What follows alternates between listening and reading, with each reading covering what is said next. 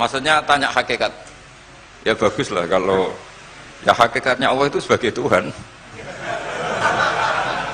Terus cara mengenal Allah itu paling gampang, sehingga Imam Sibawayh bilang Allah itu a'raful ma'arif. Saya ngaji di mana-mana itu kampanye saya begini. Karena saya pernah diparani orang yang sejenis jenengan. Cuma lebih apa ya? Ya lebih fasik lah kira-kira gitu. Karena nggak santri sama sekali. Yang datang ke saya itu nggak santri sama sekali. Dia datang begini, Pak Mbak, saya mau Islam serius asal Anda bisa menjelaskan Tuhan itu siapa. Jadi nggak ada sopan-sopannya dia tanya. Terus saya jawab gini.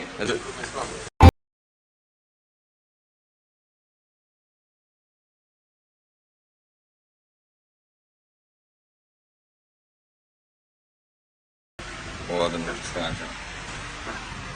Kita terusakan ya. Bismillahirrahmanirrahim. Qala Muhammad bin Husain.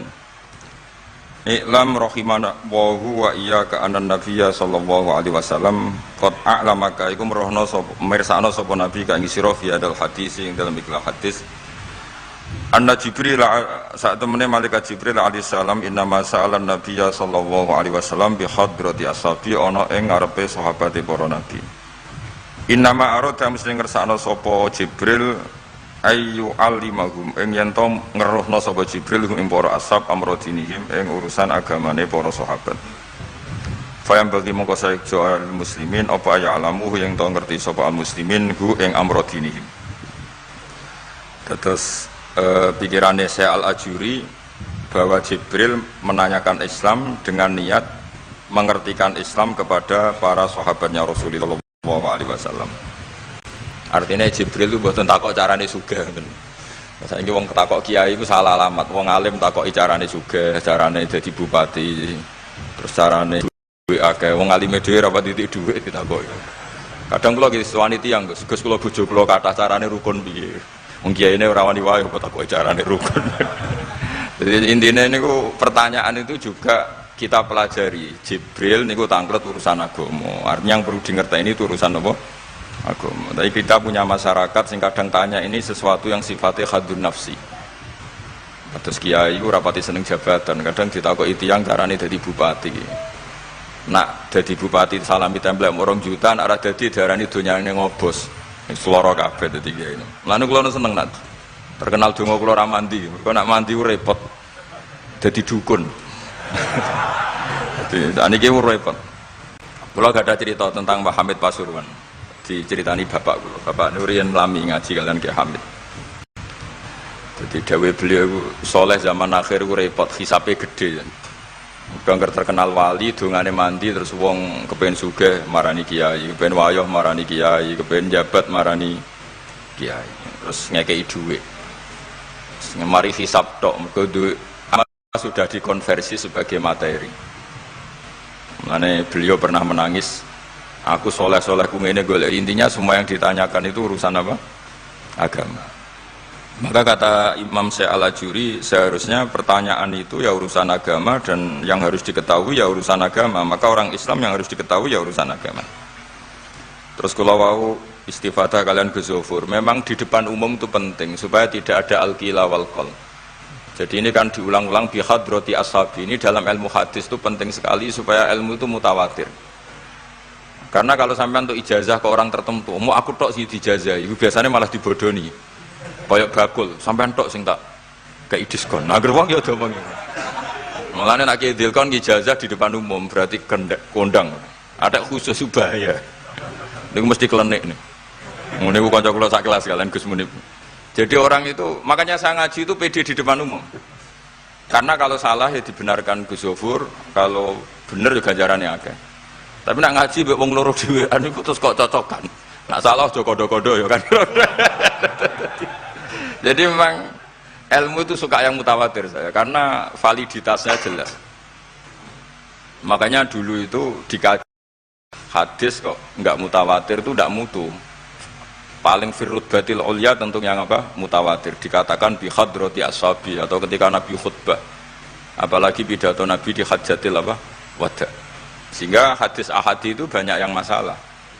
Karena satu ada subjektivitas rawi, kalaupun soha itu ada subjektivitas rawi. Seperti yang diceritakan Gus Sobur tadi, Abu Dzar itu orangnya soleh, tapi punya subjektivitas kesolehan yang sangat individualistik, sehingga beliau. Jadi, tapi kalau umum kan standarnya jelas, apa? Standarnya apa? Jelas. Ya saya teruskan. Jadi bihadroti ashabi itu menurut saya kata kunci karena pentingnya mutawatir. Terus menyangkut pertanyaan tadi yang Gus Zofur hilang, nggak semua pertanyaan harus dijawab. Sebetulnya saya juga ngeritik, nggak semua yang diunek-unek takokno. Kadang wong takok nasib. Kita misalnya saya itu sering punya utang 1 juta, gak iso nyaur. Kadang wong takok, kalau diutang 1 miliar caranya nyaur piye? Wong kene diutang 1 juta ora carane nyaur kok ditakoki sing utange napa? 1 miliar. Kulo ning santri, bojone niku 3 wong sugih. Kowe iku ora kesuwan kula takok carane ngrukono bojone. Yo kene bingung piye carane. Bojo sitok kowe kudu urip malah. Ditakoki bojo napa? Nah ternyata santri itu terinspirasi oleh cerita-cerita. Syaratnya wali itu kudu di bojo cerewet. Nak sitok wae cerewet wali apa meneh nak telu, dia cara berpikir begitu. Nah, itu yang bojo pertama itu ngancam nak masih sah dengan istri kedua ketiga mau bunuh diri. Terus dene nate nyuwun sewu melafatkan tolak. Terus takok teng kula. Niku termasuk mukroh napa mboten Gus? Karena saya melafatkan itu dipaksa diancam. Bojo pertama mau nopo? Lah iku nang fikih kan hanya ada syartul ikrah itu mukrih harus mampu mewujudkan mahaddadahu. Kena arah Mekah tak patah. Ini ndak kasusnya unik. Umumnya bab ikrah di fikih kan nak ora ke tak patah ini ndak. Ini kasusnya beda. Nak rabuk turuti aku mati. Itu kan bingung. Ya saya seduarian Gus Zofur ya jawab wallahu alam. Nunggu Jibril ya sudah akan datang. Artinya gini ya, problem kita kekinian itu setiap masyarakat punya iskal atau punya grundel itu ditanyakan kiai. Padahal seharusnya tidak sesuatu yang harus apa ditanyakan. Misalnya gawane di bojo akeh mesti sumpek, ngurmat wong wedok sitok sumpek kemene telu. Terus gawane wong duwe utang akeh ya sumpek. Hal-hal seperti itu kan lazim. Sebenarnya nggak perlu ditanyakan, biasa wae standar. Tapi kita ini sering menuntut orang lain menjadi solusi ya bagi orang itu. Makanya saya kalau ngajar di Jogja itu sering cerita begitu. Problem orang kota itu adalah kalau punya beban itu dibebankan ke negara atau ke kiai atau ke ustadz. Padahal beban ini sebagai hukuman karena kesalahannya apa? Sendiri. Saya masih ingat betul ketika kasus Aid. Mbah Mun itu orang yang sangat syafiq li ummati, sangat syafiq lah, sangat syafakoh pada umatnya. Ketika ada seorang dokter peneliti obat Aid, itu sangat tertantang, dia sangat obsesi bisa menyembuhkan Aid. Aid yang karena free sex ya, bukan karena ketularan. Saya ulang lagi, yang karena seks bebas, bukan karena ketularan. Itu tidak biasanya yai duko, baru pertama itu saya melihat yai itu agak duko. Terus beliau tidak jawab, tapi setelah dokter itu pulang ngendikan begini, pangeran itu kadang ngersano kabeh itu ono sanksine, cara bahasa modern ono sanksine. Ya tujuannya pangeran itu wong ben tobat ben balik nang Allah. Jadi ono wong uripe ngawur diutang, ya sanksine wong urip ngawur diutang ben uripe apik. Intinya Mbah Mun mau ngendikan kesalahan itu pantese ya ono sanksine ben wong tobat. Lah saiki kiai ku nak ditakoki ngono berusaha cari solusi sanksi iku, padahal Allah kepengen memberi sanksi. Enggak sampean misalnya zaman mondok ra sregep terus bareng saiki dadi kiai bingung terus kula kan dadi solusi Gus kayak donga laduni. Wong pangeran ngekeki sanksi kuwe zaman mondok ra sregep. Ben rasane isin maca keliru di depan umum. Malah yo ijazah napa? Laduni. Jadi itu pelajaran bagi saya menurut saya. Jadi kata Mbah Mun, la'allahum yarji'un itu la'allahum yantahun yang di Quran itu satu kesalahan itu pasti Allah itu menghendaki ada apa? Sanksi. Tentu maksudnya Allah baik supaya tobat. Tapi sekarang sanksi itu mau dihilangkan. Kadang konsultannya itu kayak bojo kepengen minggat Sing lanang tak takoki kena apa? Mun lami Gus boten kula nafakoi. Ya aku yang mending normale iku minggat, iku wis terlambat bojomu kepen minggat saiki iku terlambat. Kudune wis wingi-wingi. Normale wong lanang ra tanggung jawab, mencen sanksine bojone minggat. Itu cara kula kiyaine memberi napa? Solusi. Tak tak bila mingate ning diteng tiang tuane. Berarti bojomu pinter. Wis ngerti sing lanang ra kena deloki melok wong tuane ya meniku. Dadi nah seperti itu menurut saya semua kiai itu harus kayak saya dalam bab itu. Tapi mereka cari donga, piye bojo iki ra dicukupilah seneng. Terus golek akeh pengasih, golek jimat. Akhirnya bangun nanti cerita, sing kula malah tak kenang sih. Akhirnya kiai ini nganti lali ya. Ana wong melarat yo ijazah kiai. Berhubung kiai ini ku isin muni ra iso dijazahi duha mek donga. Kiai ini ku lali nak dhewe fakir. Akhirnya yang minta ijazah itu ditimbali Mbah Mun. Rene tak ijazahi. Kowe yo ijazah duha mek sapa kiai iki. Lha kiai ku dhewe fakir kok jaluk ijazah. Yo ijazah ya mek aku sing wis sukses dadi kiai sugih. Artinya apa? Bener ceritane Gus Zofur, gara-gara setiap pertanyaan niku memaksakan bisa jawab. Wis koyo ning pondok lho, wis karuan dene dhewe Joko Tuwa. Lho kok ngeke ijazah mahabbah. Dhewe ning pondok ganti Joko Tuwa. Itu di pondok mana-mana Gus, itu ada ijazah laduni. Padahal sing ijazah iku ya tau ra munggah. Sekolah iku ora tau munggah. Ngono dicawil ijazah laduni yo. Coba di pondok-pondok beredar gak ijazah ketemu Nabi Khidir? Beredar. Padahal yang ijazah juga gak pernah. Nah itu karena yang diceritakan seperti tadi, memaksakan bisa. Jadi karuan dekne dhewe ra iso ya santai wae. Nah, aku pengen ngipi ketemu Rasulullah itu beredar gak ijazah itu? Mungkin Pak Del kan yang pernah mengijazahkan itu. Tapi ora tahu. Sampe tahu ijazahnya gue Pak Zakaria. Oh, jadi ya ijazah itu terus ya. Karena jubir Torekoh nih. Jadi intinya kalau tidak bisa ya bilang saja tidak bisa. Sampai apa jangan kita lupa tadi ya. Sampai lupa daratan tadi karena problem negara kita termasuk itu. Semua intelektual, semua pakar kalau ditanya problem negara itu semuanya jawab. Akhirnya kan gaduh. Semuanya punya rumus, semuanya punya versi. Akhirnya gaduh. Misalnya pemerataan Indonesia rumusnya gimana? Yang satu bilang, wah ibu kotanya dipindah. Yang satu bilang harus ada sentralisasi di Jawa supaya ada kualitas A, ada kampus terbaik, ulama terbaik. Kalau diratakan nanti kemampuannya rata itu justru tidak bagus. Yang ketiga enggak, wah kualitas demokrasinya dijaga. Yang satu enggak, demokrasi tanpa ekonomi tidak bisa. Sehari santri ya sedunia rasa pikir, besok mati ben. Nah itu kan karena memaksakan jawab, akhirnya ada kegaduhan. Zaman tabiin yang masih ada sahabat banyak. Sebetulnya bukan zaman tabiin banget karena zaman itu masih banyak apa? Sahabat. Itu mereka cara berpikir sudah semua ahlun nar itu redaksi di Quran tuh khalidina fiha, sehingga zaman tabiin sudah banyak yang berpikir nggak ada kemungkinan orang sing yukhrajuna minan nar. Sehingga terus ada kafilah itu, ada delegasi, ayo kita ke Medina, semoga kita ketemu sebagian ashabu Rasulillah. Sehingga cerita akhirnya ketemu beberapa sahabat. Di situ diceritakan ada Jabir, ada beberapa lah yang sahabat sepuh bahkan. Nah terus si Jabir ini, sahabat Jabir ini cerita kalau itu memang ada di syafaati Rasulillah Shallallahu Alaihi Wasallam. Tapi satu kontingen ini yang tetap berpikiran tidak ada syafaat itu banyak. Alasannya semua cerita tentang ahlun nar adalah khalidina fiha. Ketika Jabir masih hidup itu ya sempat terjadi debat. Loh itu yang khalidina fiha itu amma ahlun nar alladzina hum ahluha. Memang dia berhabitat neraka, memang alamatnya neraka. Kalau sehingga ini menjadi khas. Meskipun khas ini iskal, kita akan iskal karena itu di Quran tidak ada.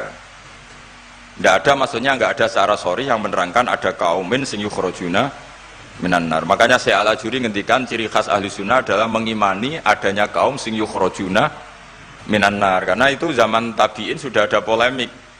Tapi tentu kita yang mengimani itu. Tapi kalau ada yang tanya di semua Quran kalau masuk neraka itu khalidina fiha itu dijawab apa? Amma ahlun nar alladzina hum ahluha. Memang dia spesifik ahli neraka, memang dia berpenduduk neraka. Alamatnya neraka, KTP-nya neraka, kakaknya neraka. Kalau kita ini ndak, KTP kita surga, mbah-mbah kita ahli surga. Karena alamat kita sebenarnya kan surga. Nabi Adam itu kan surga alamat.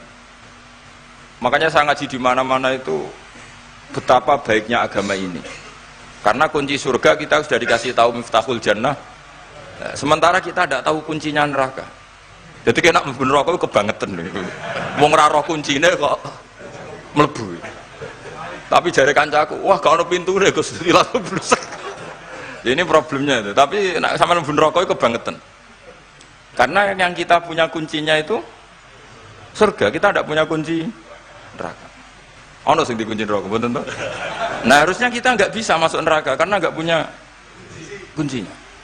Jadi kalau nak maca hadis miftahul jannah la ilaha illallah itu syukur kalau cek apike Kanjeng Nabi, wong kunci kok didudono. Itu kan luar biasa. Jadi orang memahami hadis itu. Saya ini tahadus bi nikmah, ini mumpung ada Gus Zofur, ini saya tasihkan. Wal asri demi masa, demi waktu. Saya ketika baca ayat yuridu wa bikumul yusra wa la yuridu bikumul usra. Dengan ayat wal asri demi waktu. Itu memang luar biasa Islam itu. Coba ya. Kita baca kalimat tauhid itu kan hanya butuh waktu setengah menit, mungkin tidak ada la ilaha illallah Muhammadur Rasulullah. Waktu yang sesingkat itu bisa menghapus kekafiran di masa lalu. Jadi misalnya orang kafir 70 tahun itu terhapus kekafirannya hanya dengan singkat melafadzkan la ilaha illallah Muhammadur Rasulullah. Dan waktu pas dia melafadzkan syahadat ini momen paling dikenang ketika nanti di akhirat. Wal asr, demi waktu. Jadi artinya apa? Momen terbaik kita adalah ketika melafadzkan itu. Dan kalimat itu mudah dan sah, asal belum yughorghir, belum kelerek-kelerek, sah. Dan tanpa syarat. Misalnya sholat tidak butuh suci, butuh nutupi aurat, butuh melakukan rukun dan syarat. Syahadat enggak. Lau talaffadhu kafirun biyadi syahadah, mesti apa? Sohat hadi syahadah. Padahal kafir, urung adus, ijek cerita ya betapa agama ini mudah. Ya kan, kalimat yang bisa menghilangkan kekafiran, kemudian tidak banyak syarat. Coba kalau kamu mau sholat, syaratnya kan macam-macam. Mau zakat, ulama Islam. Ya, terus kita harus menghindari perilaku tertentu.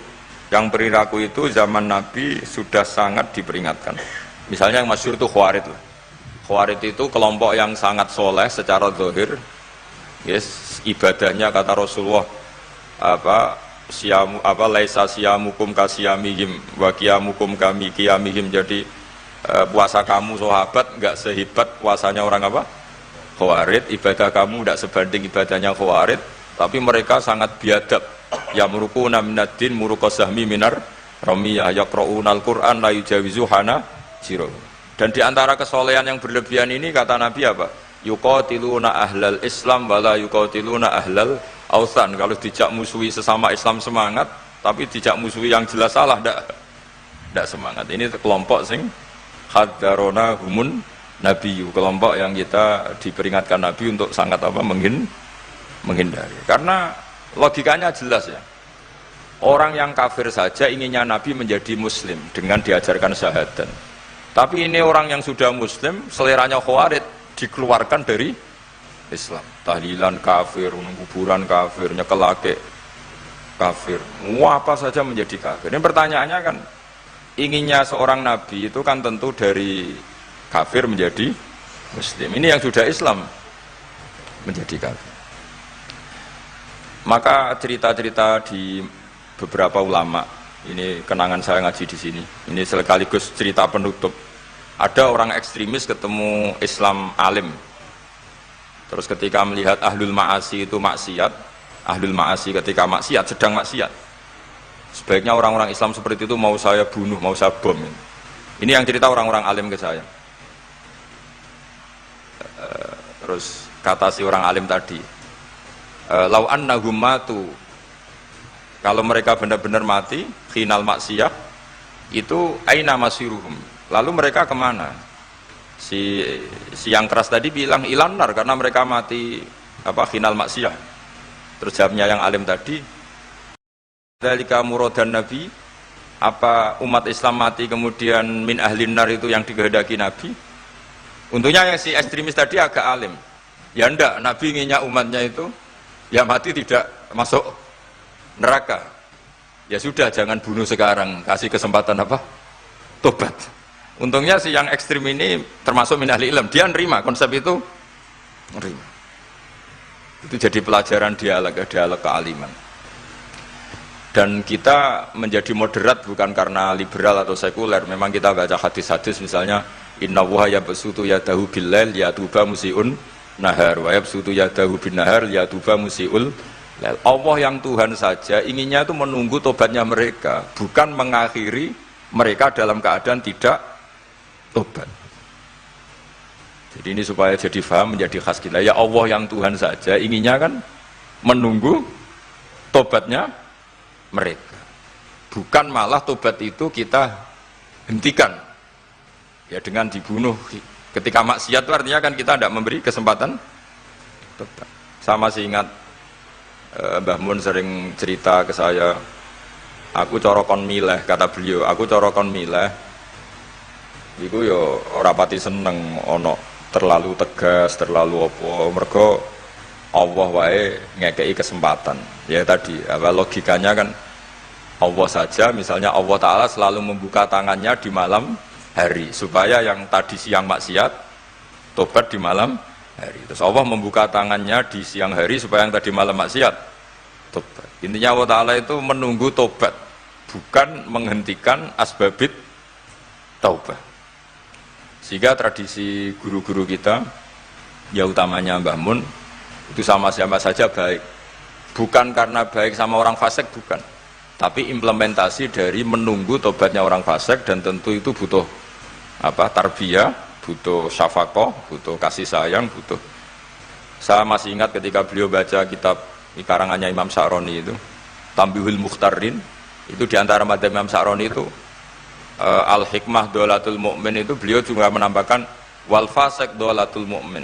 Bukan sekedar al-hikmah dolatul mu'min, tapi al-fasik juga dolatul mu'min. Karena ketika seorang mukmin fasik ini seperti barang yang hilang, dia tercerabut dari akarnya, yaitu akar keimanan dan keislaman. Maka kita-kita, kata Imam Sa'roni, kita-kita sebagai orang soleh harus menemukan mereka atau mengambil mereka untuk dikembalikan. Jadi ini komitmen kita sebagai murid Mbah Mun, sebagai murid Syekhina Al-Abenya. Sudah ada amal, itu saja inginnya Allah sama orang Islam, kaumun yukhrajuna minan nar, bukan malah diblesno gitu. Lah ya akhirat yang notabene sudah nggak ada amal, itu saja kaumin yang mukmin, apalagi tahu mondok, apalagi grup hima, itu tapi ra usah moron rokok, kula pesene ra usah moron rokok. Itu inginnya itu yukhrajuna minan nar. Makanya kalau baca hadis itu harus ada dzauq. Selain ilmu itu harus ada dzauq. Betapa syafaqatu Rasulullah sallallahu alaihi wasallam. Inginnya semuanya itu yadkhulunal jannah. Kalaupun ada yang masuk neraka, yang orang Islam tuh, tetap obsesi Rasulullah, cita-cita beliau adalah yukhrajuna minan nar. Makanya masyhur itu, wala sawfa yu'tika rabbuka fatarda. Dawe Nabi bi la arda wa wakhidun min ummati finnar. Saya tidak akan ridho ya Allah, tidak akan puas wa wakhidun min ummati finnar. Satu dari umatku min ummatil ijabah minan nar. Makanya saya setuju dengan Syekh Al-Ajuri, kita sebagai ahli sunnah diantara khasnya apa? Iman adanya kaum sing yukhrajuna minan nar. Pun iki ngoten. Sampai waduh kok dibaca Arabnya saja. Nah, ini nurut Bapak Gus. Mimman khadzarona tadi siapa? An-Nabi. Anaman saat temne wong abadah kang nyembah sapa man Allah azza wa jalla fa ya'lamu mongko ngerti sapa man anna wa azza wa jalla mutaliun kundat sing ningali ala amalihi ing atase ngamale wong ya'lamu pirsa sapa taala sirruhu ing rahasiane wong wa alaniyatahu lan alaniya wong sing ngamal sing jelas wa ya'lamu lan pirsa sapa taala mak ing perkara tufi kang nyamarno sira min amalika saking amal sira wa malan perkara tubihi kang ngetokno sira ing amal wa malan perkara turidu kang ngarepno sira bi ilmika kan sira.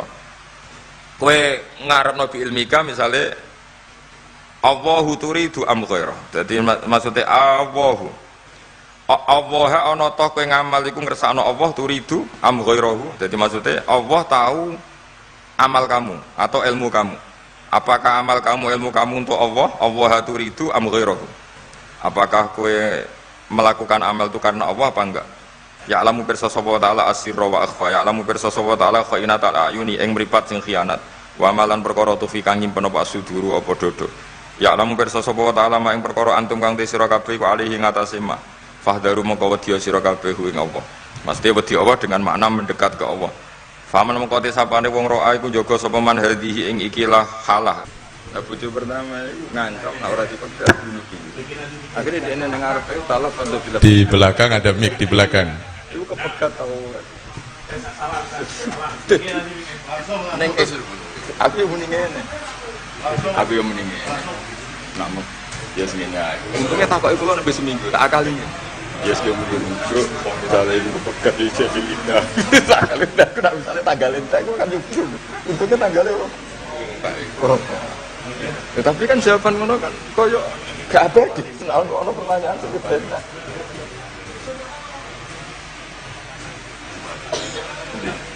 untuk buka dulu sing ketemu-temutan betul? Masa dulu apa? Hati ketemu-temutan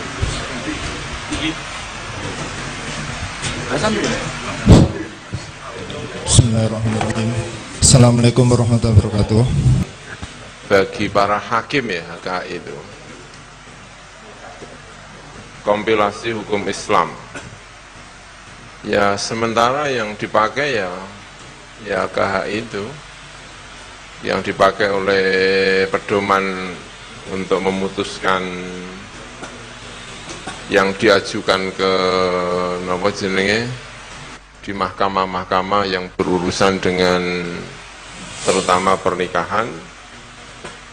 Apakah karena kan khilafnya fikih kan akeh. Khilaf napa jenenge fikih niku kathah. Nah, kula nggih mboten ngertos niku KHI niku. Yang saya tahu ya pokoknya KHI itu nggih niku napa jenenge sudah pilihan-pilihan di antara ulama dijadikan pedoman bagi para hakim. Karena itulah ya kadang-kadang nyun sewu hakim-hakim itu yang dipelajari ya KHI. Ora pati ngerti fikih yang bulat yang banyak asal bisa KHI ya insya Allah bisa jadi hakim, bisa jadi penghulu. Oh ya pedomannya ya KHI. Tapi tentu KHI itu tidak bisa menjawab dengan napa jeneng KHI. Saya kira ya kalau masalah-masalah itu tadi yang saya pahami karena tadi kurang begitu mendengar pertanyaan-pertanyaan itu. Jadi tetap bagaimanapun butuh jawaban, butuh pengetahuan tentang fikih sunnahnya, fikih Al-Quran juga butuh. Kemudian aqwalu al-ulama itu juga dibutuhkan. Dan tentu untuk kasus-kasus di Indonesia, terutama untuk memutuskan banyak hal kasus di Indonesia. Terima kasih. Barangkali masih ada penanya yang kedua, kami persilakan. Terakhir. Ya betul bagus. Assalamualaikum warahmatullahi wabarakatuh. Badhe tanglet kalih Gus Baha. Terose kan jenderale ilmu niku tauhid. Pertanyaan kula hakikate Gusti Allah niku sinten?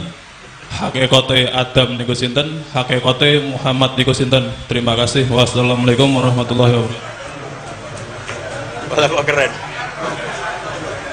Santri Ndiren Gus. Iya, bagus lah.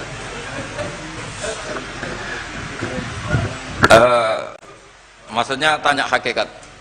Ya bagus lah kalau ya hakikatnya Allah itu sebagai Tuhan.